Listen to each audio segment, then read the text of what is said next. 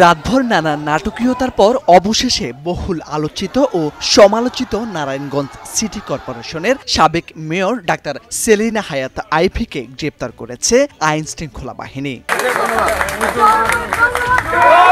দীর্ঘদিন ধরেই নানা বিতর্ক, অভিযোগ ও মামলার মুখে থাকলেও এতদিন তাকে গ্রেপ্তার করা হয়নি। তবে ৯ মে ভোর ৫:৩০টায় নারায়ণগঞ্জ শহরের দেওভোগ এলাকায় তার নিজ বাসভবন চুনকা কুটির থেকে তাকে গ্রেপ্তার করা হয়। এরপর পুরো নারায়ণগঞ্জ শহর জুড়ে শুরু হয় তার অনুসারীদের তাণ্ডব। ভাঙচুর করা হয় মোটরসাইকেল ও পুলিশের গাড়িতে, অবরোধ করে রাখা হয় বিভিন্ন সড়ক।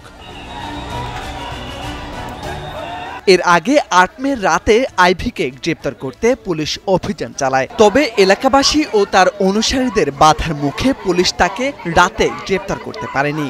অভিযোগ রয়েছে, স্থানীয় এলাকাবাসীর মধ্যে আওয়ামী লীগের নেতাকর্মীরাও ছিলেন এবং তাদের শেল্টার দিয়েছেন তারা। এ সময় আইভীর বাড়ির ২ প্রবেশ পথে বাঁশ, ঠেলাগাড়ি ফেলে অবরোধ করে রাখে উত্তেজিত জনতা। আশপাশের ৪টি সড়ক অবরোধ করে রাখেন তারা। এছাড়াও আশপাশের মসজিদের মাইকে ঘোষণা দিয়ে স্থানীয়দের রাস্তায় নেমে আসার আহ্বান জানানো হয়। পরে ভোরে তাকে গ্রেপ্তার করে নেওয়ার পথে পুলিশের গাড়িতে হামলা করে তার অনুসারীরা।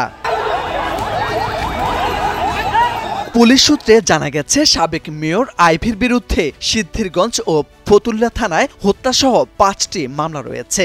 এসব মামলায় রাতে পুলিশ তাকে গ্রেপ্তার করতে এলে তিনি যেতে রাজি হননি। তার পক্ষ থেকে বলা হয়, দিনের আলোতে যেন তাকে গ্রেপ্তার করা হয়। যখন নারায়ণগঞ্জবাসী একদম চুপ ছিল, কেউ কোনো কথা বলে নাই, তখন আইভী আওয়াজ তুলেছে। এই শহরের মানুষকে কথা বলা শিখিয়েছে, অন্যায়ের বিরুদ্ধে প্রতিবাদ করা শিখিয়েছে।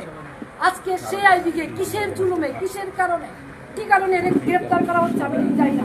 নারায়ণগঞ্জ জেলার অতিরিক্ত পুলিশ সুপার মোহাম্মদ হাসিনুজ্জামান জানান, তার বিরুদ্ধে ৫টি মামলা রয়েছে।